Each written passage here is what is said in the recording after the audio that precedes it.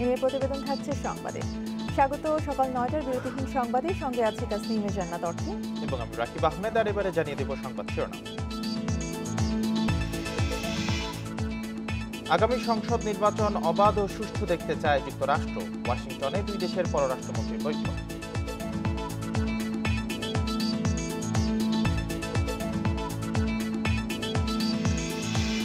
নির্বাচন ঘিরে বিদেশি কূটনীতিকদের ওপর নির্ভরতা বাড়ছে বিএনপির, নালিশও করছে দলের নেতারা।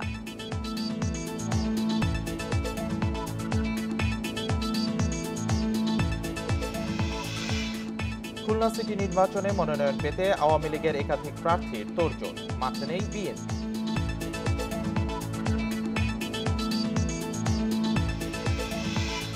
শুনছিলেন প্রধান শিরোনাম। সংবাদে এছাড়াও থাকছে ইউক্রেন চীন নিয়ে নথি ফাঁস নিরাপত্তায় বড় হুমকি বলছে পেন্টাগন, যুদ্ধের পরিকল্পনা ফাঁসে বিপাকে কিয়েভ।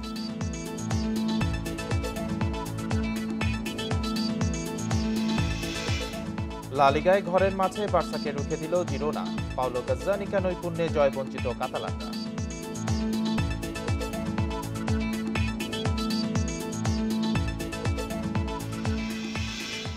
এবার বিস্তারিত। বাংলাদেশের আগামী জাতীয় নির্বাচন অবাধ ও সুষ্ঠু দেখতে চায় যুক্তরাষ্ট্র, জানিয়েছেন পররাষ্ট্রমন্ত্রী ডক্টর এ.কে আব্দুল মোমেন। মার্কিন পররাষ্ট্রমন্ত্রী অ্যান্টনি ব্লিংকেনের সঙ্গে বৈঠক শেষে ওয়াশিংটনে সোমবার রাতে সাংবাদিকদের এসব কথা জানান পররাষ্ট্রমন্ত্রী। এ সময় মন্ত্রী বলেন, বাংলাদেশও সুষ্ঠু নির্বাচনে প্রতিশ্রুতিবদ্ধ। জাতীয় নির্বাচনে যুক্তরাষ্ট্রকে সর্বোচ্চ পর্যবেক্ষণ পাঠানোর আমন্ত্রণও জানান মোমেন। তিনি বলেন, রোহিঙ্গাদের দ্রুত প্রত্যাবাসনে যুক্তরাষ্ট্রের সহযোগিতা চেয়েছে ঢাকা। দেশের শ্রম খাতের সংস্কার চলছে জানিয়ে বাংলাদেশে আরও বেশি মার্কিন বিনিয়োগের আহ্বান জানিয়েছেন পররাষ্ট্রমন্ত্রী। এছাড়াও বৈঠকে বঙ্গবন্ধুর আত্মস্বীকৃত খুনি রাশেদ চৌধুরীকে হস্তান্তরের জন্য যুক্তরাষ্ট্রের প্রতি আবারও অনুরোধ জানান এ.কে আব্দুল মোমেন। দুই দেশের অর্থনৈতিক অংশীদারিত্ব জোরদার ও বহুমুখীকরণের উপরেও আলোচনা হয়। আমরা লেবারের বর্তমান পজিশন অনেক উন্নত করে বেরিয়েছি। আমরা এখন সবচেয়ে ইকো ফ্রেন্ডলি কান্ট্রি। পৃথিবীর 10টা ইকো ফ্রেন্ডলি গার্মেন্টের মধ্যে আমরা 8টাই, আর 100টার মধ্যে আমরা প্রায় টপ 50। বাংলাদেশে অসাংবিধানিক সরকার ক্ষমতায় আনার ষড়যন্ত্র চলছে বলে মন্তব্য করেছেন প্রধানমন্ত্রী। তিনি প্রশ্ন রাখেন যে যুক্তরাষ্ট্র মানবাধিকার নিয়ে জ্ঞান দেয়, সে দেশে গণতন্ত্র এবং মানবাধিকার কতটুকু সুরক্ষিত। সোমবার সংসদের বিশেষ অধিবেশনে এসব কথা বলেন সংসদ নেতা। তিনি আরও বলেন, প্রথম আলো শুধু আওয়ামী লীগ নয়, গণতন্ত্র, দেশ ও মানুষের শত্রু।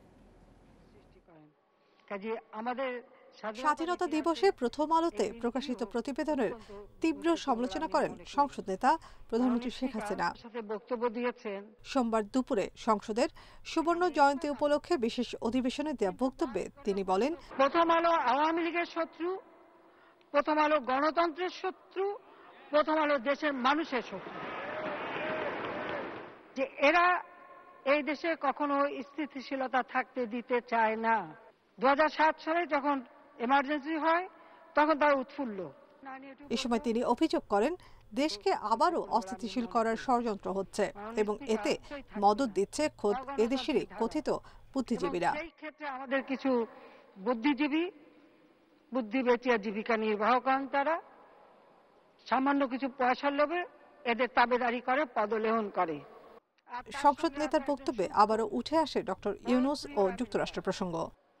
আমেরিকা একবারও জিজ্ঞেস করে না, গ্রামীণ ব্যাংক এটা তো একটা সংবিধিবদ্ধ প্রতিষ্ঠান, সরকারের বেতন তুলতো যে এমডি, সে মিলিয়ন মিলিয়ন ডলার কোথা থেকে পেল যে আমেরিকার মতো জায়গায় সামাজিক ব্যবসা করে, বিনিয়োগ করে দেশে বিদেশে, এই অর্থ কোথা থেকে আসে, এটা কি জিজ্ঞেস করেছে কখন? তারা জিজ্ঞেস করেনি। দুর্নীতির বিরুদ্ধে কথা বলে, আর এখন দেখা যায় দুর্নীতিতে সাজাপ্রাপ্ত তাদের পক্ষ হয়েই তারা ওকালতি করে যাচ্ছে। আর গণতন্ত্রকে বাদ দিয়ে এখানে এমন একটা সরকার আনতে চাচ্ছে যার কোনো গণতান্ত্রিক কোনো অস্তিত্বই থাকবে না। প্রধানমন্ত্রী শেখ হাসিনা বলেন, যেই দেশ বঙ্গবন্ধুর আত্মস্বীকৃতি খুনিকে লালন পালন করছে, সেই যুক্তরাষ্ট্রের কাছ থেকে গণতন্ত্র ও মানবাধিকারের কথা মানায় না। কথায় কথায় ডেমোক্রেসি আর হিউম্যান রাইটস এর কথা বলে তাদের দেশের অবস্থাটা কি। সরাসরি রাষ্ট্রপতির কাছে আবেদন করেছি যে এই খুনি সাজাপ্রাপ্ত আসামি তাকে আপনারা আশ্রয় দেবেন না, এই খুনিদেরকে লালন পালন করেই রেখে দিচ্ছে। বিএনপির সমালোচনা করে প্রধানমন্ত্রী শেখ হাসিনা বলেন, তারা সরকার ভাঙার খেলায় সক্ষম হচ্ছে না বলেই সংবিধানের ৭০ অনুচ্ছেদের বিরোধিতা করছে। এই ৭০ অনুচ্ছেদটাই কিন্তু একটা সুরক্ষা দেয় গণতন্ত্রকে সুসংগঠিত করতে। Nafiza Daula, independent News, Dhaka. আগামী নির্বাচন ঘিরে রাজনৈতিক সংকট সমাধানে আন্দোলনের পাশাপাশি বিদেশি কূটনীতিকদের উপর নির্ভরতা বাড়ছে বিএনপির। তাদের কাছে সরকারের বিরুদ্ধে নালিশ করছেন দলটির নেতারা। বিএনপির দাবি, দেশের গণতন্ত্র ও মানবাধিকার পরিস্থিতিতে বিদেশিরা উদ্বিগ্ন। জাতীয় নির্বাচন সুষ্ঠু করতে বিদেশি রাষ্ট্রদূতরা ভূমিকা রাখতে পারবেন বলে ধারণা বিএনপির।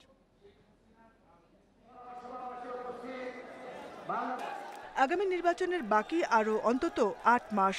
তত্ত্বাবধায়ক সরকারের অধীনে নির্বাচনের দাবি আদায়ে এখনও রাজপথের আন্দোলন জোরদার করতে পারেনি বিএনপি।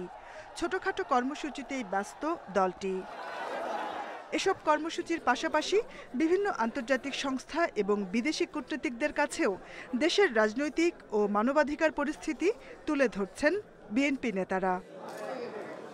তারা বলছেন, সরকারের দমন নীতি, বিচার বিভাগের উপর নিয়ন্ত্রণ এবং আগামী নির্বাচনের সম্ভাব্য পরিবেশ নিয়ে বিদেশি কূটনীতিকদের কাছে অভিযোগ দেয়া হয়েছে। বাংলাদেশের যারা ডেভেলপমেন্ট পার্টনাররা আছে তারা সকলেই বিচলিত, শঙ্কিত।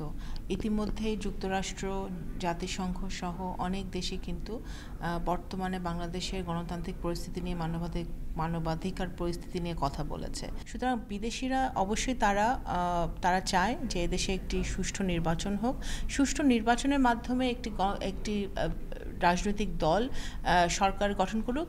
বাংলাদেশের গণতান্ত্রিক পরিবেশ এবং মানবাধিকার পরিস্থিতি নিয়ে বিদেশি কূটনীতিকরা উদ্বিগ্ন বলে দাবি বিএনপি নেতাদের। ওদের উদ্বেগ আছে বলেই তো বাংলাদেশ নিয়ে আলোচনা হচ্ছে। জাতিসংঘ প্রতিকার চাই, পশ্চিমা আমাদের গণতান্ত্রিক দেশ যারা আছে তারা তো প্রতিকার চায়। বাংলাদেশের সুষ্ঠু নিরপেক্ষ নির্বাচনের জন্য তার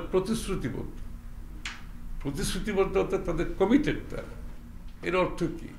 তারা প্রতিকার চায় এবং এটার একটা সুরাহা চায়। বিএনপি নেতাদের দাবি, বাংলাদেশের উন্নয়নের অংশীদার বলেই রাষ্ট্রদূতরা চান আগামী নির্বাচন সুষ্ঠু হোক। Jahanara Parvin, Independent News, Dhaka.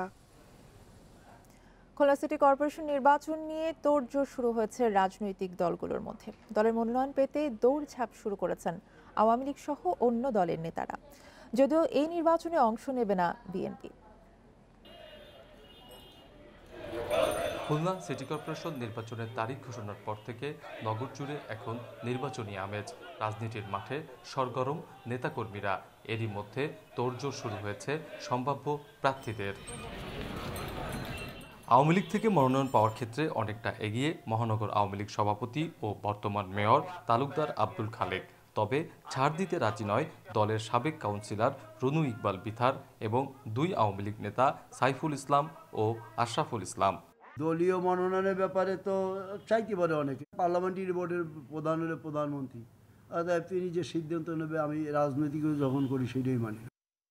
বাংলাদেশ বিনির্মাণে আমরা মনে করি উনি তরুণদেরকে প্রাধান্য দেওয়া, নতুন নেতৃত্বের প্রতি আস্থা রেখে উনি বিনির্মাণ করতে চান। সেই নারীকে যে প্রধানমন্ত্রী এগিয়ে নিয়ে যাওয়ার যে প্রয়াস, ওনার যে ইচ্ছা, সেই জায়গা থেকে আমি আশা করি উনি বিবেচনা করবেন। আওয়ামী লীগের পাশাপাশি প্রতিদ্বন্দ্বিতায় প্রস্তুতি নিচ্ছে জাতীয় পার্টি, ইসলামী আন্দোলন, স্বেচ্ছাসেবী সংগঠন আগুয়ান ৭১। তবে দলীয় সিদ্ধান্তের কারণে নির্বাচনে অংশ নেবে না বিএনপি। মানুষ যেহেতু ভোট দিতে পারে না, মানুষ ভোটের তার অধিকার থেকে বঞ্চিত, অতএব সেই ভোটে তো বিএনপি অংশ নেবে না।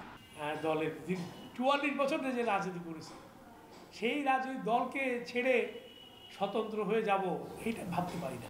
আগামী 16 মে মনোনয়নপত্র দাখিলের শেষ সময়। বাছাই 18 মে এবং প্রত্যাহার 25 মে, আর ভোট হবে 12 জুন। অভিজিৎ পাল, ইন্ডিপেন্ডেন্ট নিউজ, খুলনা। এ নিয়ে আরও জানাতে খুলনা থেকে যুক্ত হচ্ছেন সহকর্মী অভিজিৎ পাল। অভিজিৎ, খুলনা সিটি কর্পোরেশন নির্বাচনের ক্ষেত্রে নির্বাচনী আমেজ আসলে শহর জুড়ে কিরকম দেখছেন? এছাড়া সম্ভাব্য যারা প্রার্থী রয়েছেন, মনোনয়ন প্রার্থী, তাদের মধ্যে আসলে কে এগিয়ে রয়েছে, পাশাপাশি যারা স্থানীয়রা রয়েছেন তারা এবারে নির্বাচন ঘিরে কতটা প্রত্যাশা করছেন? খুলনা সিটি কর্পোরেশন নির্বাচন নিয়ে খুলনা মহানগরী এখনো পোস্টার বা ফেস্টুনে ছেয়ে না গেলেও দলের ভিতরে বা দলের অভ্যন্তরে আসলে যে তোড়জোড়, সেই তোড়জোড় কিন্তু নেতাকর্মীদের শুরু হয়ে গেছে। সরকারি দল বাংলাদেশ আওয়ামী লীগের মেয়র পদে মনোনয়ন পাওয়ার জন্য ইতিমধ্যে 3 জন প্রার্থী তাদের দলীয় মনোনয়ন কিনেছেন। বর্তমান মেয়র তালুকদার আব্দুল খালেক, সদর থানা আওয়ামী লীগের সভাপতি অ্যাডভোকেট সাইফুল ইসলাম এবং সাবেক কাউন্সিলর রুনু ইকবাল বিখার। এই 3 জনের ভিতর থেকে একজনকে মনোনয়ন দেওয়া হবে এবং যতদূর জানা যাচ্ছে দলের ভেতরে থেকে যে বর্তমান মেয়র তালুকদার আব্দুল খালেককে পুনরায় আবার আগামী নির্বাচনে সিটি কর্পোরেশন নির্বাচনে মেয়র পদে তাকে প্রার্থী করা হবে। এবং তিনি আমাদেরকে গতকাল জানিয়েছেন যে দলের যেহেতু প্রত্যেকেরই স্বাধীনতা রয়েছে মনোনয়ন চাওয়ার, এই জন্য দলের একাধিক প্রার্থী মনোনয়ন চেয়েছেন এবং প্রধানমন্ত্রী শেখ হাসিনা আসলে যাকে মনোনয়ন দেবেন তার পক্ষে আসলে তারা একত্রে কাজ করবেন বলে তারা আমাদেরকে জানিয়েছেন। অন্যদিকে জাতীয় পার্টির পক্ষ থেকে বলা হয়েছে তাদের প্রার্থী এখনো ঘোষণা করা হয়নি, তবে তারা খুব শীঘ্রই প্রার্থী ঘোষণা করবেন এবং নগরীর যে 31টি ওয়ার্ড রয়েছে সেই ওয়ার্ডেও তারা প্রার্থী দিবেন বলে আমাদেরকে জানানো হয়েছে। ইসলামী আন্দোলন বাংলাদেশ তারা ইতিমধ্যে প্রার্থী ঘোষণা করেছেন এবং তারা এখন কাউন্সিলর বিভিন্ন ওয়ার্ডে কাউন্সিলর পদে প্রার্থী দেওয়ার যে তালিকা, সেই তালিকা তৈরি করছে। আরেকটি স্বেচ্ছাসেবী সংগঠন আগুয়ার 71 তারা আসলে তাদের মেয়র পদে প্রার্থী ঘোষণা করেছেন এবং তারা বলছেন যে তারা 31টি ওয়ার্ডে তারা প্রার্থী দেবেন বলে তারা আমাদের কাছে ঘোষণা করছেন। আরেকজন প্রার্থী রয়েছেন যিনি স্বতন্ত্র প্রার্থী হিসেবে নির্বাচন করবেন বলে কিছুদিন আগে খুলনা প্রেস ক্লাবে একটি সংবাদ সম্মেলনের মাধ্যমে জানিয়েছেন। এই দলের অভ্যন্তরে আসলে দলীয় মনোনয়ন নিয়ে মেয়র পদে আসলে এখন যে তোড়জোড়, সেই তোড়জোড় আমরা দেখতে পাচ্ছি এবং যারা প্রার্থী রয়েছেন তাদের যে নানা ধরনের সামাজিক এবং অন্যান্য যে কার্যক্রম, সেই কার্যক্রমগুলোও চলছে। যদিও বাংলাদেশ আওয়ামী লীগের মনোনয়ন বিক্রির কারণে এখন যা বাংলাদেশ আওয়ামী লীগের মেয়র পদে মনোনয়ন প্রত্যাশী তারা রাজধানীতে অবস্থান করছেন এবং কেন্দ্র থেকে সিদ্ধান্ত আসার পরেই আসলে নির্বাচনের যে মূল কার্যক্রম, সেই কার্যক্রমটি শুরু হয়ে যাবে। আর কাউন্সিলর পদে যারা প্রতিদ্বন্দ্বিতা করতে ইচ্ছুক রয়েছেন তারা ইতিমধ্যে তাদের যে নির্দিষ্ট ওয়ার্ডগুলো রয়েছে সেই ওয়ার্ডগুলোতে তারা তাদের যে প্রস্তুতি, সেই প্রস্তুতি গ্রহণ করেছেন। অনেক ওয়ার্ডগুলোতে কাউন্সিলর পদে নতুন নতুন মুখ যেমন দেখা যাচ্ছে, তেমনি বর্তমানে যারা কাউন্সিলর পদে নির্বাচিত হয়ে দায়িত্ব পালন করছেন তারাও পুনরায় নির্বাচন করার জন্য ইচ্ছা পোষণ করেছেন এবং রাজনৈতিক দলগুলোর পক্ষ থেকে কাউন্সিলর পদে একক প্রার্থী দিয়ে বিজয় নিশ্চিত, তাদের দলের প্রার্থীর বিজয় নিশ্চিতের জন্য যে ধরনের পদ্ধতি, সেই পদ্ধতিগুলো করা হচ্ছে। ইতিমধ্যে আওয়ামী লীগের পক্ষ থেকে বেশ কয়েকটি ওয়ার্ডে একক প্রার্থী ঘোষণা করা হয়েছে এবং কাউন্সিলর পদে নিজ দলের প্রার্থীদের জয় নিশ্চিতে এমনও করা হয়েছে আওয়ামী লীগের যে খুলনার 27 নম্বর ওয়ার্ড কাউন্সিলর জেডে মাহমুদ ডন, তাকে 24 নম্বর ওয়ার্ড কাউন্সিলরের মনোনয়ন দেওয়া হয়েছে এবং তার যে 27 নম্বর ওয়ার্ডটি রয়েছে সেখানে সেই ওয়ার্ড আওয়ামী লীগের সহসভাপতি এবং বাংলাদেশ সেনাবাহিনী প্রধানের ভাই তাকেও কিন্তু মনোনয়ন দেওয়া হয়েছে এবং তারা এখন দলীয় সিদ্ধান্ত মেনে নিয়ে এখন তারা তাদের নির্বাচনী যে প্রচারণার কার্যক্রম, সেই কার্যক্রমটি চালিয়ে যাচ্ছে। পাশাপাশি যে অন্যান্য যে ওয়ার্ডগুলো রয়েছে সেই ওয়ার্ডগুলোর ক্ষেত্রে একই অবস্থা রয়েছে। তবে রাজনৈতিক দল হিসেবে বিএনপি তারা বলছেন যে তারা যেহেতু একটি নির্দলীয় তত্ত্বাবধায়ক সরকারের অধীনে নির্বাচন করতে চায় এবং এই কারণে তারা এবছর সিটি কর্পোরেশন নির্বাচনে অংশগ্রহণ করবে না বলে আমাদেরকে জানিয়েছে। অভিজিৎ পাল জানাচ্ছিলেন খুলনা থেকে। কথক একাডেমি একটি নাম সর্বস্ব প্রতিষ্ঠান। এটি পরিচালনা করেন শরীয়তপুরের আবুল কাশেম শেখ। জাতিসংঘের বিভিন্ন পরিষদে আবেদন করে আমন্ত্রণপত্র আনেন, তা দিয়ে যুক্তরাষ্ট্রের ভিসা করান। সেই ভিসায় মানব পাচার করেন তিনি। সম্প্রতি মার্কিন দূতাবাসের মামলায় গ্রেপ্তার হয়েছে কাশেম শেখ। জানা গেছে 11 বছরে 2 শতাধিক লোক বিদেশে পাঠিয়েছে কথক একাডেমি। কথক একাডেমির উপদেষ্টা উপসচিব সুলতান মাহমুদ আর চেয়ারম্যান আবুল কাশেম শেখ। জাতিসংঘের বিভিন্ন সম্মেলনের জন্য করা আবেদনেও ওই উপসচিবের স্বাক্ষর। খোঁজ নিয়ে জানা যায় উপসচিব সুলতান মাহমুদ 2009 সালে ছিলেন যুব ও ক্রীড়া মন্ত্রণালয়ে। অতিরিক্ত সচিব হিসেবে 2018 সালে অবসরে গেছেন। কথক একাডেমির সঙ্গে তার কোনো সম্পর্ক নেই বলে দাবি করেন। বিভিন্ন প্রতারণা কাজ করছে এটা আমি জানলাম। এটা তো আমার আসলে আমার মানহানিকর এবং আমার ইমেজ ক্ষুণ্ণকর, আত্মীয় স্বজন আমার পরিবারের জন্য ক্ষতি। তার এসব অপকর্মের বিরুদ্ধে আমার তো আইনি ব্যবস্থা নিতে হবে। কাশেম শেখের বিরুদ্ধে গত 15 মার্চ প্রতারণার মামলা করে যুক্তরাষ্ট্র দূতাবাস। সেই মামলায় সম্প্রতি কাশেমকে 2 সহযোগী সহ গ্রেপ্তার করেছে পুলিশ। জব্দ করা হয় পাসপোর্ট সহ বিভিন্ন কাগজপত্র। পুলিশ বলছে এই কাশেম শেখ ইউরোপ আমেরিকায় যেতে ইচ্ছুকদের সাথে 15 থেকে 25 লাখ টাকায় চুক্তি করে কথক একাডেমির সদস্য বানায়। এরপর তাদের জন্য বিদেশে বিভিন্ন সম্মেলনের আমন্ত্রণপত্র আনেন, সেটা দিয়ে ভিসা পাইয়ে দেন কাশেম। বিভিন্ন আন্তর্জাতিক কনফারেন্সে যোগদানের উদ্দেশ্যে ইউএন হেডকোয়ার্টারের নিকট আগ্রহ প্রকাশ অফার লেটার চাইতেন। আর এই অফার লেটারটা নিয়েই আমেরিকান এম্বাসির সকল প্রকার জায়গা জমা দিয়ে ভিসা আবেদন করতেন। এই ভিসা অনেক ক্ষেত্রে পেয়ে গিয়েছেন এবং তাদের কাছ থেকে 10-12 লাখ টাকাও নিয়েছেন অনেকের কাছ থেকে, এবং তারা সেখানে গিয়ে আর ফিরে আসেনি। 11 বছর ধরে যুক্তরাষ্ট্র, ফ্রান্স, ইতালি, জার্মানি, জাপান ও দুবাইয়ে লোক পাঠাচ্ছেন কাশেম। অন্তত 200 জনকে পাঠিয়ে 30 থেকে 40 কোটি টাকা বাগিয়েছেন। এটা এক ধরনের প্রতারণার মাধ্যমে পাসপোর্টের ভিসাটা নেওয়া হচ্ছে, কারণ সে জানে যে ওই যে নাম সর্বস্ব এনজিওর সে সদস্য না, বা ডিরেক্টর না, বা এমডি না, কিন্তু তার নামটা তারা ইউজ করছে, সে জানে। কথক একাডেমির মাধ্যমে যারা বিদেশে পালিয়েছেন তাদের তালিকা করা হচ্ছে বলে জানায় পুলিশ। ফ্রডদের ফাঁদে পড়ে। Masudur Rahman, independent News, Dhaka. গুচ্ছ পদ্ধতির 22টি সাধারণ এবং বিজ্ঞান ও প্রযুক্তি বিশ্ববিদ্যালয়ের ভর্তি পরীক্ষা শুরু হচ্ছে মে মাসে। এইচএসসি পরীক্ষার সিলেবাস অনুযায়ী হবে এই পরীক্ষা। একই সাথে এই পদ্ধতির যেসব সমস্যা রয়েছে সেগুলো সমাধানের চেষ্টা চলছে বলে জানিয়েছে ইউজিসি। 2021-22 শিক্ষাবর্ষে গুচ্ছ পদ্ধতিতে ভর্তি পরীক্ষা হয় 22টি সাধারণ এবং বিজ্ঞান ও প্রযুক্তি বিশ্ববিদ্যালয়ে। পরীক্ষার পর দেখা যায় এসব বিশ্ববিদ্যালয়ে ফাঁকা ছিল 1200-র মতো আসন। বিশ্ববিদ্যালয়গুলো বলছে গুচ্ছ পদ্ধতিতে কেন্দ্র জটিলতা, ফল প্রকাশের জটিলতা সহ নানা সমস্যার কারণে আসন ফাঁকা থাকে। এসব সমস্যা দূর না করলে এই পদ্ধতির উদ্দেশ্য সফল হবে না। গুচ্ছ পদ্ধতির মাধ্যমে যদি আমরা ভর্তি করতে চাই, এই যে অনেকগুলো লুফলস যেগুলো আছে, এইগুলোকে যদি আমরা মিট আপ করতে না পারি, তাহলে গুচ্ছটার যে উদ্দেশ্যে করা হয়েছে সেই উদ্দেশ্যটা কিন্তু সফল হবে না। এবারও এইচএসসি পরীক্ষার সংক্ষিপ্ত সিলেবাস অনুযায়ী ভর্তি পরীক্ষা হবে গুচ্ছ পদ্ধতিতে। ভর্তি কমিটি বলছে মে মাসে শুরু হয়ে আগস্টের প্রথম সপ্তাহের মধ্যে শেষ হবে ভর্তি প্রক্রিয়া। একই সাথে এই পদ্ধতির সমস্যা সমাধানের চেষ্টাও চলছে। 10টা ওয়েটিং লিস্ট দিতে হয়েছে শিক্ষার্থীদেরকে ভর্তি করার জন্য। এবার আমরা এইসব বিষয়গুলোকে মাথায় এনেছি এবং মাথায় এনে এই ভর্তি প্রক্রিয়াটা যাতে স্বল্প সময়ের মধ্যে করা যায় সেই জায়গাটায় আমাদের একটা চিন্তা ভাবনা আছে। বিশ্ববিদ্যালয় মঞ্জুরি কমিশন বলছে গুচ্ছ পদ্ধতি নতুন হওয়ায় কিছুটা সমস্যা হচ্ছে, তবে শিগগিরই সমস্যা কেটে যাবে। কোনো আসন যেন খালি না থাকে তাও নিশ্চিত করা হবে। এটা কিভাবে কমানো যায়, এটা একদম যেটা জিরোতে আনা যায়, যে কোনো ধরনের একটি আসন সংখ্যাও খালি থাকবে না, সেই প্রক্রিয়া সেটি তাদেরকে বাছাই করে সেই পদ্ধতি অবলম্বন করার জন্য ওনাদেরকে অনুরোধ করা হয়েছে। বর্তমানে ঢাকা, চট্টগ্রাম, জাহাঙ্গীরনগর, রাজশাহী বিশ্ববিদ্যালয় এবং বুয়েট নিজস্ব ব্যবস্থাপনায় ভর্তি পরীক্ষা নিচ্ছে। এরই মধ্যে পরীক্ষার সময়সূচিও ঘোষণা করা হয়েছে। নূরে আলম, ইন্ডিপেন্ডেন্ট নিউজ, ঢাকা। দেশের 52 জেলায় বইছে মৃদু ও মাঝারি তাপপ্রবাহ। অব্যাহত থাকবে আগামী এক সপ্তাহ, বলছে আবহাওয়া অধিদপ্তর। চলতি সপ্তাহে বৃষ্টির কোনো পূর্বাভাস নেই, সে কারণে গরম কমারও সম্ভাবনা নেই। আবহাওয়া অফিস বলছে তাপমাত্রা বেড়ে যাওয়ায় সারা দেশে তাপপ্রবাহের আওতা বাড়ছে। দিনের তাপমাত্রা কিছুটা বাড়লেও রাতের তাপমাত্রা অপরিবর্তিত থাকবে। গত 24 ঘন্টায় দেশের সর্বোচ্চ তাপমাত্রা ছিল চুয়াডাঙ্গায় 39.2 ডিগ্রি সেলসিয়াস, আর সর্বনিম্ন তাপমাত্রা ছিল রংপুরের ডিমলায় 19.2 ডিগ্রি সেলসিয়াস।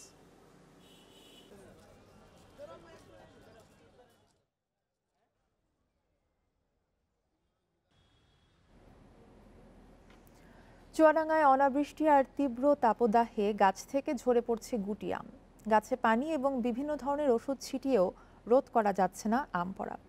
এতে মৌসুমের শুরুতেই ফলন বিপর্যয়ের শঙ্কায় পড়েছেন বাগান মালিকরা। চুয়াডাঙ্গায় এবার আমের প্রচুর মুকুল আসে। এরপর বাগানের গাছগুলো ভরে যায় গুটি আমে, যা দেখে বাম্পার ফলনের আশায় ছিলেন বাগান মালিকরা। কিন্তু বৃষ্টির অভাব আর এক সপ্তাহের তীব্র তাপদাহে ঝরে পড়ে এসব আম।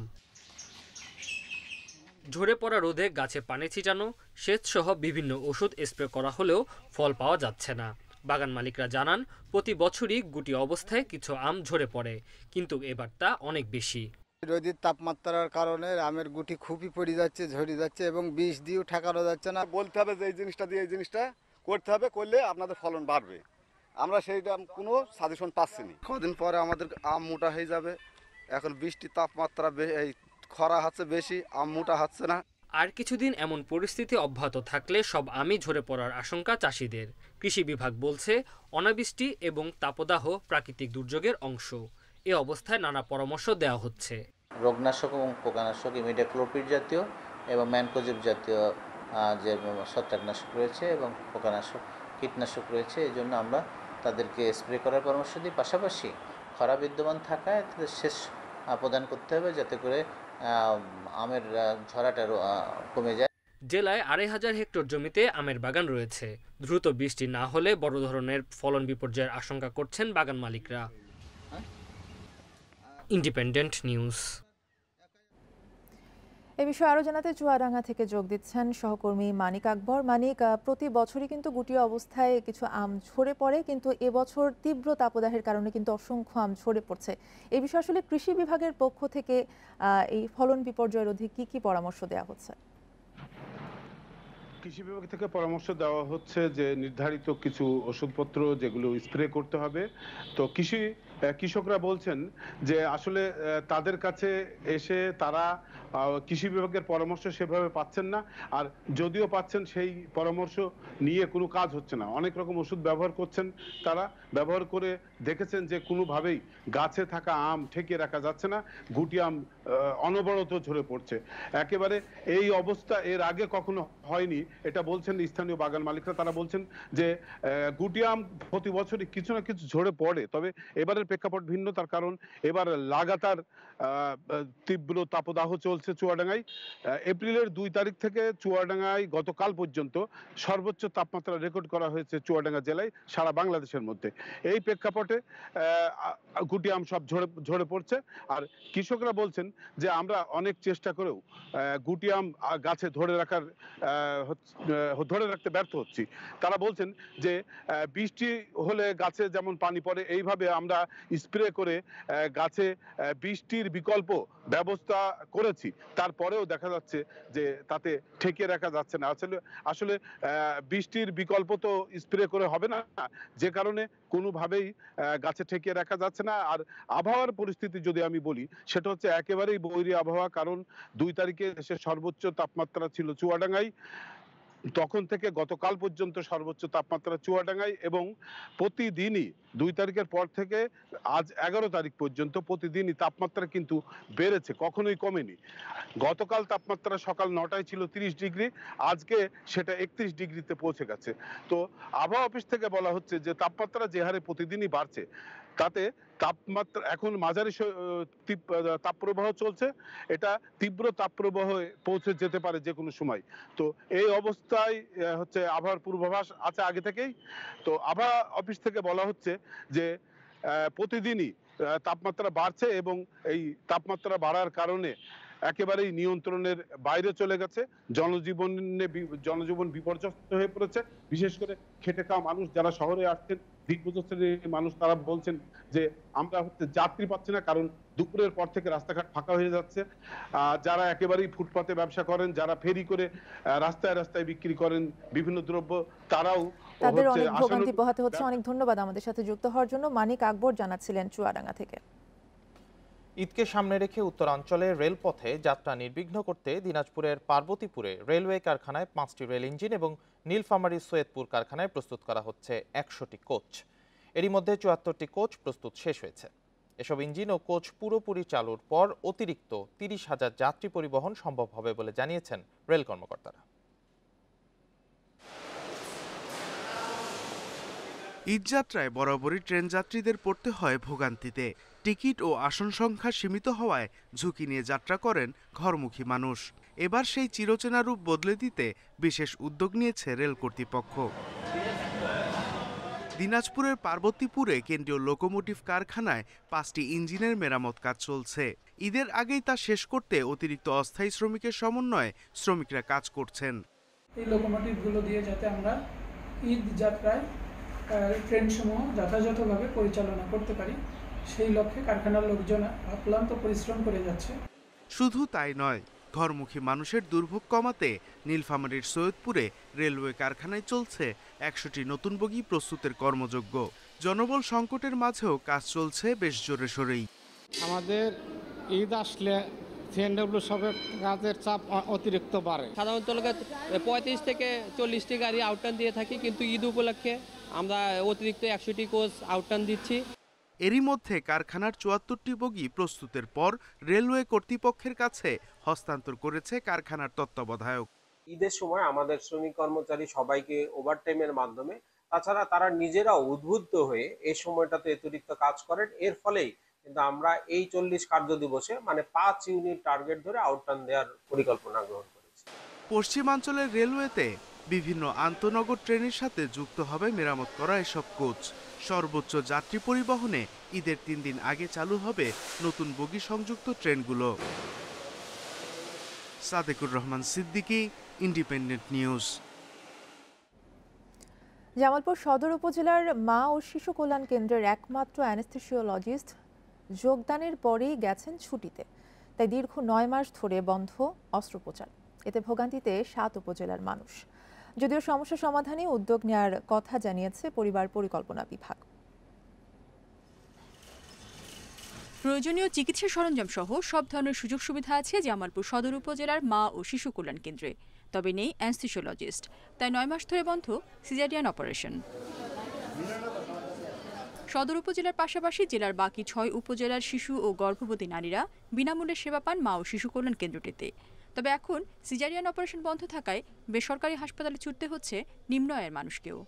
বাইরে সিজার করতে গেলে অনেক টাকা লাগে, প্রাইভেট করতে গেলে দেখা যায় 25-30 হাজার টাকা লাগে। আজকে কামাই করলে খাইতে পারি, কাল কামাই করলে না খাইতে পারি, ডাল ভাত আমরা পারি না। তাহলে আমরা এত টাকা খরচ করে অন্য যাবো কেমনে? আবেদন করি সরকারের কাছে আমি, যে আমাদের মতো গরিব মানুষ যেন বিনা চিকিৎসায় কষ্ট না হয়। কেন্দ্রের আবাসিক চিকিৎসক জানিয়েছেন, জুনের আগে একজন অ্যানেস্থেসিওলজিস্ট বদলি হন। নভেম্বরে নতুন একজন দায়িত্ব নিলেও কাজে যোগদানের পরপরই ছুটিতে গেছেন তিনি। যোগদান করেছেন, বাট যোগদানের পর থেকে ছুটিতে আছেন, যে কারণে প্রায় 8-9 মাস যাবত আমাদের এখানে সিজারিয়ান অপারেশন সেবাটি আমরা দিতে পারছি না। এরই মধ্যে নতুন একজন অ্যানেস্থেসিওলজিস্টের জন্য অধিদপ্তরে যোগাযোগ করা হয়েছে বলে জানিয়েছেন পরিবার পরিকল্পনা কর্মকর্তা। অধিদপ্তর সাথে এই বিষয়ে আমি চিঠিও দিয়েছি এবং টেলিফোনেও যোগাযোগ করেছি। তারা আমাকে আশ্বস্ত করেছে যে তারা দ্রুতই আমাদের এখানে অ্যানেস্থেসিয়া ডক্টর প্রদান করবেন। মা ও শিশু কল্যাণ কেন্দ্রটিতে প্রতি মাসে গড়ে সিজারিয়ান অপারেশন হতো 30টি। Independent news.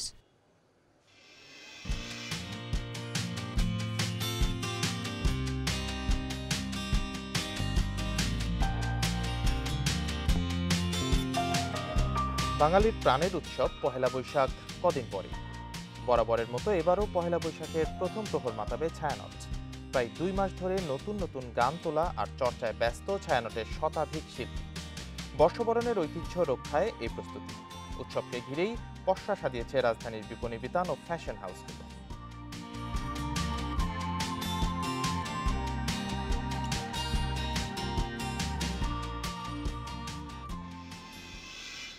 এ নিয়ে প্রতিবেদন থাকছে সংবাদের শেষ অংশে। রেকর্ড দাম বাড়ানোর পর দেশের বাজারে স্বর্ণের দাম কিছুটা কমানো হয়েছে। স্থানীয় বাজারে পাকা স্বর্ণের দাম কমার প্রেক্ষিতে এই সিদ্ধান্ত নেওয়া হয়েছে। ভরিতে 1983 টাকা কমিয়ে ভালো মানের প্রতি ভরি স্বর্ণের দাম ঠিক করা হয়েছে 97,161 টাকা। মঙ্গলবার থেকে স্বর্ণের নতুন দাম কার্যকর করা হবে বলে জানিয়েছে বাংলাদেশ জুয়েলার্স সমিতি বাজুস। এছাড়া 21 ক্যারেটের প্রতি ভরি স্বর্ণের দাম 1924 টাকা কমিয়ে 92,729 টাকা করা হয়েছে। 28 ক্যারেট স্বর্ণের দাম 1633 টাকা কমিয়ে 79,790 টাকা করা হয়েছে। আর সনাতন পদ্ধতির স্বর্ণের দাম ভরিতে কমেছে 1341 টাকা। স্বর্ণের দাম কমলেও অপরিবর্তিত রয়েছে রূপার দাম।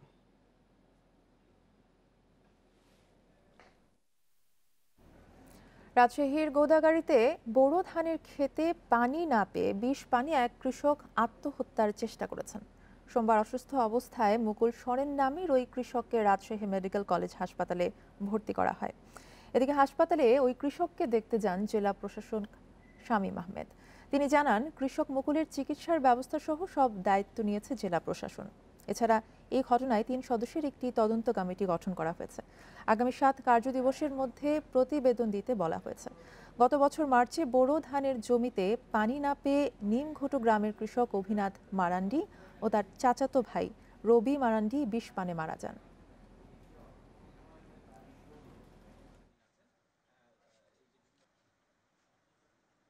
তিনি এখন সুস্থ, আগামীকাল তিনি এখান থেকে চলে যাবেন এবং যাওয়ার আগে তিনি আবারও আমার অফিসে আসবেন, তার সাথে আমার সর্বত্র কথা হবে।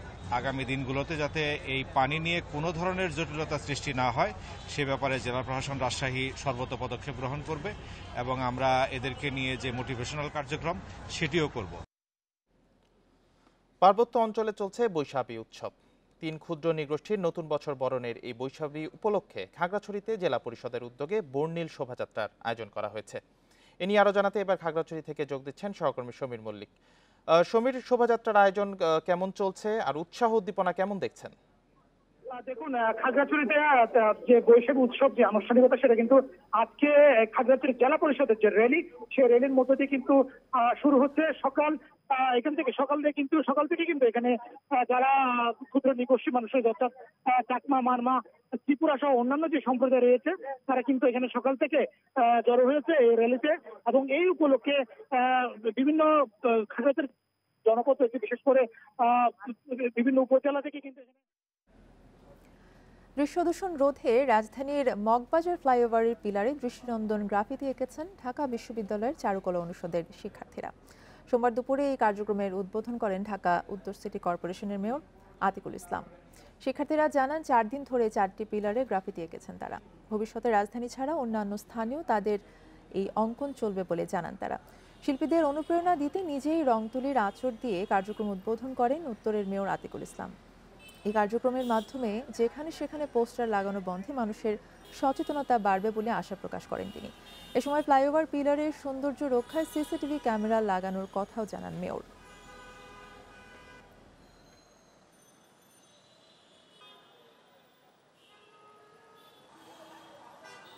এই পিলারগুলোর মধ্যে কেউ আপনারা কোনো ধরনের পোস্টার, অ্যাডভার্টাইজমেন্ট, কাউকে অমুক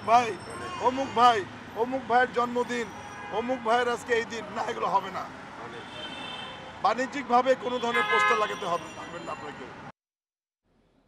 ঈদ ও পহেলা বৈশাখকে কেন্দ্র করে জমে উঠেছে রাজধানীর বিপণী বিতান ও ফ্যাশন হাউসগুলো।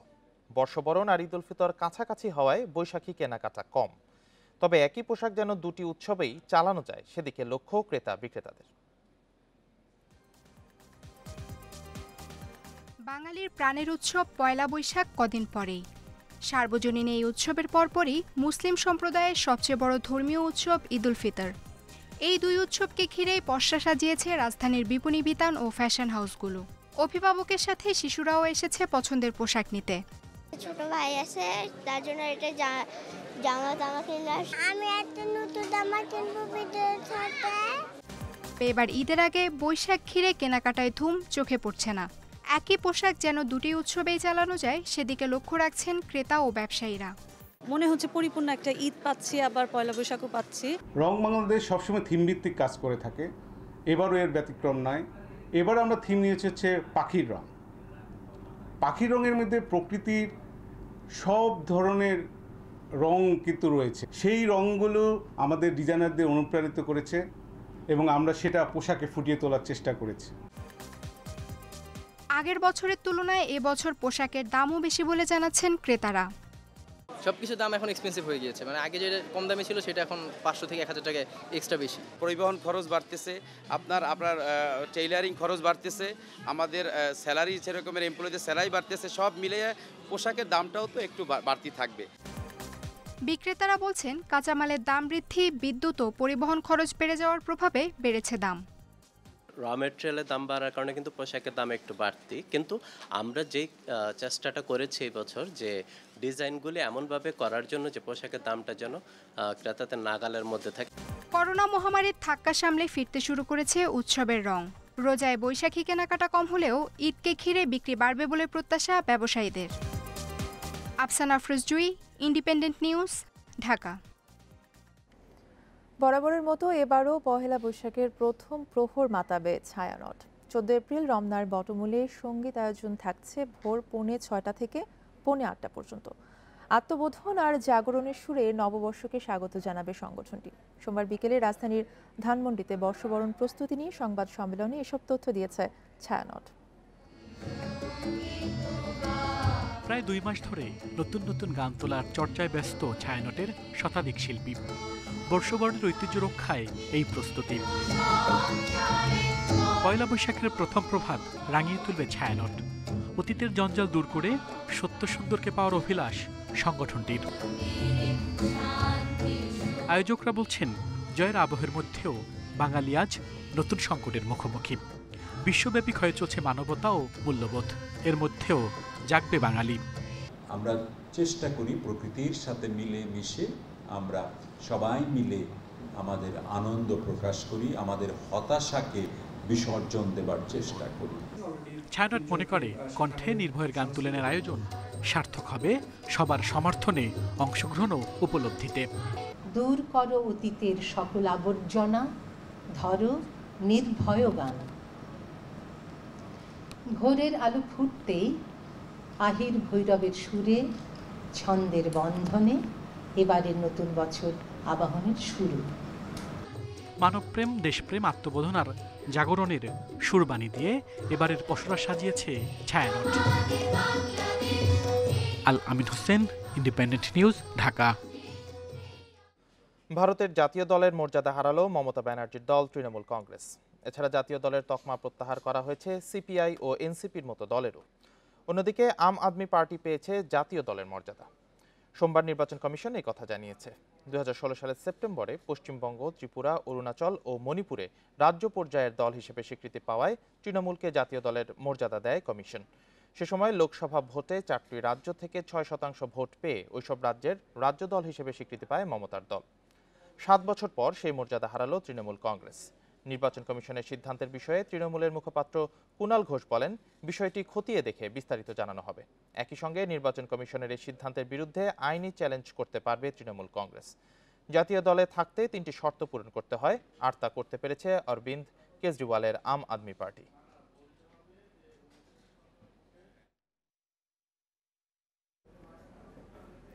তাইওয়ানের স্বাধীনতার যে কোনো চেষ্টা রুখে দেওয়া হবে বলে হুঁশিয়ারি দিয়েছে চীনের সেনাবাহিনী। তাইওয়ান ঘিরে 3 দিনের সামরিক মহড়া শেষে সোমবার এই হুঁশিয়ারি দেয় তারা। চীনা সেনাবাহিনীর দাবি, তাদের সামরিক মহড়া সফল হয়েছে। একই সঙ্গে যুদ্ধ পরিস্থিতিতে দেশটির বিভিন্ন বাহিনীর সক্ষমতা যাচাই করে দেখা হয়েছে। এছাড়া চীনের সেনারা লড়াইয়ের জন্য সব সময় প্রস্তুত বলেও জানায় তারা। বিচ্ছিন্নতাবাদ ও বিদেশি হস্তক্ষেপ যেভাবেই তাইওয়ানের স্বাধীনতার চেষ্টা করা হোক না কেন, তা তারা যে কোনো সময় রুখে দেবে। চীনের হুঁশিয়ারি উপেক্ষা করে সম্প্রতি যুক্তরাষ্ট্রে দেশটির প্রতিনিধি পরিষদের স্পিকার কেভিন ম্যাকার্থির সঙ্গে বৈঠক করেন তাইওয়ানের প্রেসিডেন্ট সাই ইংওয়েন। এর পরপরই শনিবার থেকে সামরিক মহড়া শুরু করে চীন।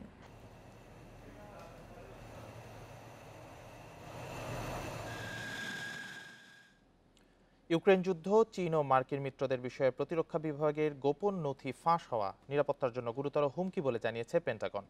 নথিপত্র ফাঁস হওয়ার উৎস খুঁজে বের করতে শুরু হয়েছে তদন্ত। সোমবার পেন্টাগনের জ্যেষ্ঠ কর্মকর্তা ক্রিস মেঘার গণমাধ্যমকে বলেন, ফাঁস হওয়া তথ্যে বিভ্রান্তি ছড়ানোর শঙ্কা রয়েছে। নথিগুলো সঠিক কিনা সাংবাদিকদের এমন প্রশ্নের সরাসরি জবাব দেননি মেঘার। তবে নথির কিছু অংশ পরিবর্তন করা হয়েছে বলে জানান তিনি। গত সপ্তাহে ফাঁস হওয়া নথিগুলোতে ইউক্রেনের যুদ্ধের পরিকল্পনা, সমরাস্ত্রের পরিমাণ, হতাহতের সংখ্যার পাশাপাশি চীন ও মার্কিন মিত্রদের সম্পর্কে সংবেদনশীল তথ্য রয়েছে। বিশ্লেষকরা বলছেন, ইউক্রেনের যুদ্ধ প্রস্তুতি ও সাজ সরঞ্জামের তথ্য রুশ বাহিনীর হাতে যাওয়ায় কিছুটা বিপাকে পড়েছে কিয়েভ। সামাজিক যোগাযোগ মাধ্যম টুইটার ও টেলিগ্রামে নথিগুলো প্রথম প্রকাশ পায়। যুক্তরাষ্ট্রের কেন্টাকিতে বন্দুক হামলায় অন্তত 4 জন নিহত হয়েছেন। 2 পুলিশ সদস্য সহ আহত হয়েছে কমপক্ষে 9 জন। তাদের মধ্যে 2 জনের অবস্থা আশঙ্কাজনক। পুলিশ জানায় হামলাকারী একজন ব্যাংক কর্মকর্তা। পুলিশের গুলিতে 25 বছর বয়সী হামলাকারীরও মৃত্যু হয়েছে। স্থানীয় সময় সোমবার সকাল 8টার দিকে কেন্টাকির লুইসভিলের ইস্ট মেন এলাকায় ওল্ড ন্যাশনাল ব্যাংকে ঢুকে হঠাৎ গুলি চালাতে শুরু করেন এক ব্যক্তি। খবর পেয়ে কয়েক মিনিটের মধ্যেই ঘটনাস্থলে পৌঁছায় পুলিশ। গুলিতে বেশ কয়েকজন হতাহত হয়। এ সময় পুলিশের সাথে গুলি বিনিময় হয় হামলাকারীর। পুলিশের গুলিতে মৃত্যু হয় তারও।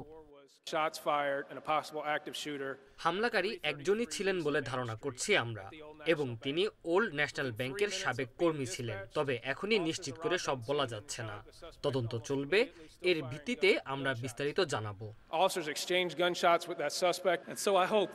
আমার দুই ঘনিষ্ঠ বন্ধু হামলায় মারা গেছেন, আরেক বন্ধু আহত হয়ে হাসপাতালে ভর্তি আছে, তার অবস্থাও আশঙ্কাজনক। ঘটনাস্থলের কাছেই লুইসভিলের বেসবল স্টেডিয়াম এবং মোহাম্মদ আলী সেন্টার। তদন্তের জন্য ঘটনাস্থল ঘিরে রাখে পুলিশ। এলাকাটি এড়িয়ে চলারও পরামর্শ দেওয়া হয়। কয়েকটি বাণিজ্যিক ভবনও ঘিরে রাখে পুলিশ। সম্প্রতি যুক্তরাষ্ট্রে বন্দুক হামলার ঘটনা বেরিয়ে চলেছে। শিক্ষা প্রতিষ্ঠান থেকে শুরু করে শপিং মলে হামলা ঘটছে। রোববারও উইসকনসিনে বন্দুকধারীর গুলিতে মারা যান 2 পুলিশ সদস্য। সায়রা খান, ইন্ডিপেন্ডেন্ট নিউজ। 2014 সালে ইয়েমেন সরকারকে হটিয়ে সানার নিয়ন্ত্রণ নেয়ার পর চরম মানবিক সংকটে জর্জরিত হয়ে পড়ে দেশটি। এরপরই সাহায্যে এগিয়ে আসে বিভিন্ন দাতব্য সংস্থা। পবিত্র রমজান মাসে ইয়েমেনের সানায় দুস্থ ব্যক্তিদের মাঝে বিনামূল্যে বিতরণ করা হচ্ছে ইফতারের খাবার। ইয়েমেনে মানবিক সংকটে থাকা মানুষদের জন্য করা হয়েছে ইফতারের আয়োজন। তাদের মাঝে বিতরণ করা হচ্ছে রান্না করা খাবার। মূলত যাদের আয় নেই এবং খরচ মেটাতে হিমশিম খেতে হয় এমন মানুষদের মাঝে বিতরণ করা হচ্ছে এই খাবার। এর উদ্যোক্তা হামাদ আল বেলিহ জানান, 2016 সাল থেকে চলছে তাদের এই কার্যক্রম। শুরুর দিকে খাবার দেয়া হতো প্রায় 100 জনকে। বর্তমানে এই খাবার বিতরণ করা হয়ে থাকে অন্তত 1500 মানুষকে। আর্থিকভাবে অসচ্ছল ও চড়া দ্রব্যমূল্যের এই বাজারে যারা ঠিকমতো খাবার কিনতে পারে না, তাদের জন্যই আমাদের এই উদ্যোগ। এছাড়া সংকট এখন বিশ্বের প্রায় সব দেশেই রয়েছে। দাতব্য সংস্থাগুলো এবং বিত্তবান ব্যক্তিরা তাদের সবটুকু দিয়ে এগিয়ে আসছে।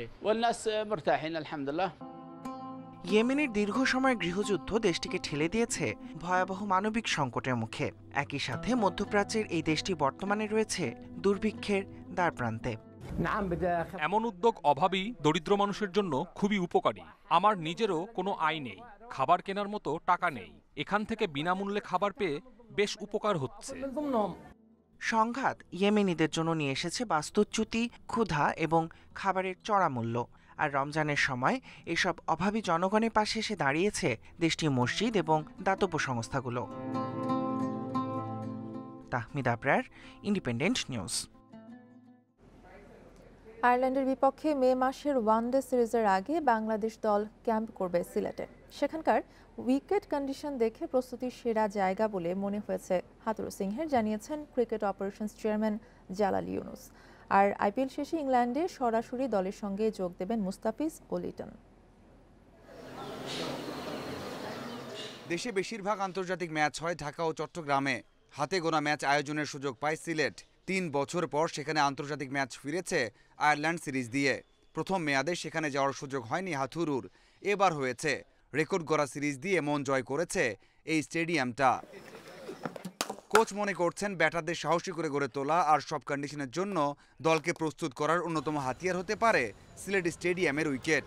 সে কারণে এবার ক্যাম্প হবে সিলেটে।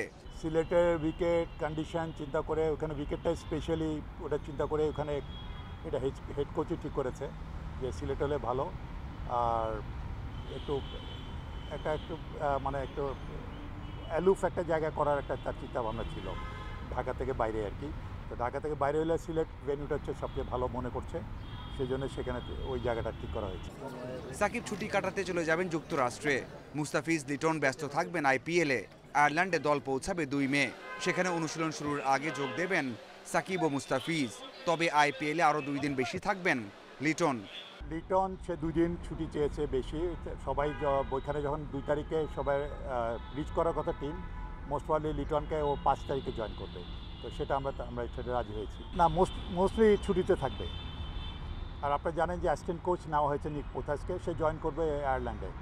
সিরিজ শুরুর আগে একমাত্র প্রস্তুতি ম্যাচ 5 মে। 9, 12 ও 14 মে 3 ওয়ানডে হবে ইংল্যান্ডের চেমসফোর্ডে। Mazharul Islam, independent news. ইনজুরির কারণে দলে নেই তাসকিন। ওয়ানডে দলে প্রথমবার ডাক পেয়েছেন মৃত্যুঞ্জয় চৌধুরী। আয়ারল্যান্ডের বিপক্ষে সুযোগ পেলে নিজেকে মেলে ধরতে চান এই পেসার। জাতীয় দলের সুযোগ পেয়ে জায়গা ধরে রাখার কোনো চাপ বোধ করছেন না তিনি। আমার জন্য একটা অপরচুনিটি, আমি যদি এই ট্যুরে নিজেকে প্রমাণ করতে পারি, সামনে ওয়ার্ল্ড কাপ আছে এবং আরও অনেক সুযোগ আছে, যেটা আমার জন্য খুবই ভালো হবে। স্কোয়াডে আসি, সেক্ষেত্রে আমি সেরাটা দিয়ে চেষ্টা করব যেন আমি 11-এ থাকার চেষ্টা করি। আর পেস বোলারদের ভিতরে আমার একটা জিনিস, আমি ব্যাটিংয়ে যেহেতু একটু ভালো আছি, তো এই দিকটায় আমি আগায় থাকতে পারবো। বিভিন্ন দেশের ক্রিকেট বোর্ডগুলোর আর্থিক অবস্থা ওঠানামা করে। ক্রিকেটের বাজার, স্পন্সর, ঘরোয়া লিগের জনপ্রিয়তা এসব কিছুর উপর নির্ভর করে কোন বোর্ড কত ধনী। আন্তর্জাতিক গণমাধ্যম জানাচ্ছে তালিকায় উত্থান পতন থাকলেও ভারত ঠিকই আছে শীর্ষে। ক্রিকেট অস্ট্রেলিয়াকে পেছনে ফেলে বিসিবি আছে তালিকার ৫ম স্থানে। ক্রিকেটে ভারতীয় বোর্ডের যে আয় তার ধারে কাছে নেই অন্য বোর্ডগুলো। বিসিসিআইয়ের সম্পদ মূল্য এখন $2 বিলিয়ন। ভারতীয় বোর্ডের এত আয়ের উৎস কি? আইপিএল থেকে মোটা অঙ্কের লাভ হয়। সম্প্রতি যুক্ত হয়েছে women's premier league. Broadcasting rights এক্ষেত্রে বড় খাত। গ্লোবাল ইভেন্টে ভারতীয় দল অংশ নিলে আইসিসির ব্রডকাস্টিং রেভিনিউ থেকে লভ্যাংশ আসে, যার পরিমাণ বছরে প্রায় 250 কোটি রুপি। বিশাল ক্রিকেট বাজারের কারণে স্পন্সরের অভাব নেই। ভারতের পর ক্রিকেট সাউথ আফ্রিকার অবস্থান। কদিন আগে সেরা 5-এও ছিল না তারা। সম্প্রতি আইপিএলের ফ্রাঞ্চাইজিরা বিনিয়োগ করে সাউথ আফ্রিকার ঘরোয়া টি-20 লিগে, তাতেই পাল্টে গেছে ভাগ্য। আর প্রোটিয়া ন্যাশনাল টিম বরাবরই হাই প্রোফাইল। তাদের সম্পদের পরিমাণ $79 মিলিয়ন। আন্তর্জাতিক গণমাধ্যমের রিপোর্ট অনুযায়ী নিট মূল্যের হিসাবে ইংল্যান্ড 3 নম্বরে আর পাকিস্তান রয়েছে 4-এ। বাংলাদেশ ক্রিকেট বোর্ডের অবস্থান 5 নম্বরে। বিসিবির সম্পদের নিট মূল্য $55 মিলিয়ন। এরপরই অবস্থান জিম্বাবুয়ে ক্রিকেট বোর্ডের। কিছুদিন আগে দ্বিতীয় অবস্থানে থাকা অস্ট্রেলিয়ান বোর্ড নেমে গেছে 7 নম্বরে। করোনা মহামারীতে খরচ বেড়ে যাওয়া, সেই সাথে ব্রডকাস্টিং চুক্তির মধ্যস্থতা করতে না পারায় আর্থিক ক্ষতি হয় অস্ট্রেলিয়ার। শীর্ষ 10 বোর্ডের মধ্যে 8 নম্বরে শ্রীলঙ্কা, 9 নম্বরে উইন্ডিজ আর সবার শেষে নিউজিল্যান্ডের অবস্থান। ফেরদৌস ইসলাম, ইন্ডিপেন্ডেন্ট নিউজ। আইপিএলে রয়্যাল চ্যালেঞ্জার্স বেঙ্গালুরুকে 1 উইকেটে হারালো লখনৌ সুপার জায়ান্টস। 19 বলে 62 রান করে ম্যাচ সেরা লখনৌর নিকোলাস পুরান। টস হেরে ব্যাট করে বেঙ্গালুরুর 3 টপ অর্ডার ব্যাটার বিরাট কোহলির 61, ফাফ দু প্লেসির অপরাজিত 79 আর গ্লেন ম্যাক্সওয়েলের 59 রানে 2 উইকেটের খরচায় 212 রানের চ্যালেঞ্জিং টোটাল পায় বেঙ্গালুরু। 213 রানের টার্গেটে নেমে শুরুটা হতাশা লখনৌর। 0 রানে ফেরেন কাইল মেয়ার্স, ক্রুনাল পান্ডিয়া। 23 রানে 3 উইকেট হারিয়ে চাপে পড়ে দলটি। মিডল অর্ডারে মার্কাস স্টয়নিস ও নিকোলাস পুরানের 50-তে বল আর রানের ব্যবধান কমায় লখনৌ। সাথে আয়ুষ বাদনির 30-এ 200 পার করে কেএল রাহুলের দল। শেষ বলের রোমাঞ্চে 1 উইকেট হাতে রেখে তৃতীয় জয় তুলে নেয় লখনৌ।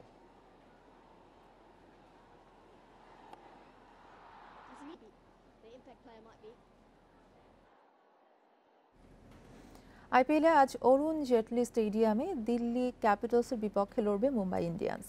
খেলাটি শুরু বাংলাদেশ সময় রাত 8টায়। এবারের আইপিএলে 3 ম্যাচ খেলেও এখনও জয়ের দেখা পায়নি দিল্লি। 1 ম্যাচ কম খেললেও একই অবস্থা মুম্বাইয়ের। তাই এই ম্যাচ দিয়ে চলতি মৌসুমে প্রথম জয়ের স্বাদ পেতে মরিয়া 2 দলই। দিল্লি অধিনায়ক ডেভিড ওয়ার্নার 2টি হাফ সেঞ্চুরি পেলেও তার স্ট্রাইক রেট মাত্র 117, 3টিতেই ব্যর্থ পৃথ্বী শট। তাদের দুইজনের হতাশাজনক পারফরমেন্স স্বাগতিকদের মাথা ব্যথার কারণ। এদিকে মুম্বাই ইন্ডিয়ান্সের চিন্তা বোলিং নিয়ে। এমনিতেই বুমরার অনুপস্থিতি ভোগাচ্ছে দলটিকে। তার উপর আগের ম্যাচে খেলতে পারেননি আর্চার। এ ম্যাচেও অনিশ্চিত তিনি। লা লিগায় হোঁচট খেল টেবিলের শীর্ষ দল বার্সেলোনা। ঘরের মাঠে জিরোনার বিপক্ষে গোলশূন্য ড্র করে কাতালান জায়ান্টরা। পয়েন্ট হারানোর পরও দ্বিতীয় অবস্থানে থাকা রিয়াল মাদ্রিদের থেকে 13 পয়েন্টে এগিয়ে বার্সা। সবশেষ ম্যাচে চিরপ্রতিদ্বন্দ্বী রিয়ালের কাছে নু ক্যাম্পে 4-0 গোলে বিধ্বস্ত হয়ে কোপা দেল রে থেকে বিদায় নিতে হয় বার্সেলোনাকে। তাই লিগে জিরোনার বিপক্ষে ম্যাচ দিয়ে ঘুরে দাঁড়ানোর আশায় মাঠে নামে জাভির দল। তবে শেষ পর্যন্ত 1 পয়েন্ট নিয়ে সন্তুষ্ট থাকতে হয় লিগ লিডারদের। শেষের দিকে একের পর এক আক্রমণ চালালেও গোল পেতে ব্যর্থ হয় বার্সা। ইনজুরি টাইমে ৪র্থ মিনিটে গাভির হেড দারুণ ক্ষিপ্রতায় রুখে দেন জিরোনা গোলরক্ষক পাউলো গাজ্জানিগা। প্রথমার্ধেও অন্তত 3 বার বার্সাকে গোল করতে দেননি এই আর্জেন্টাইন গোলকিপার।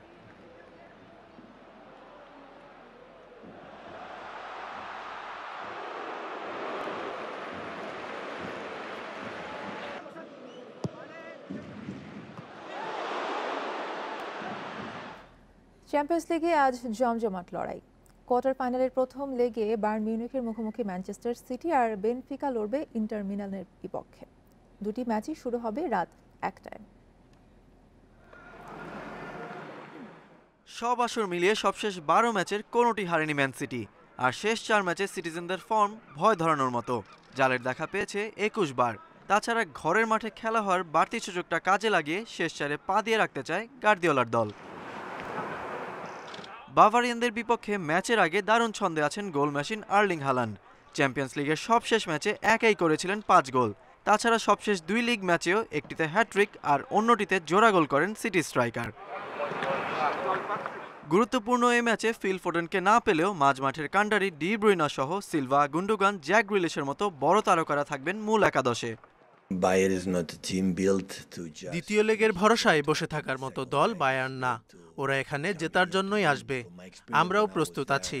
দলে হালান্ডের মতো বড় খেলোয়াড় আছে, এই ম্যাচে তার ভালো পারফর্ম করা জরুরি।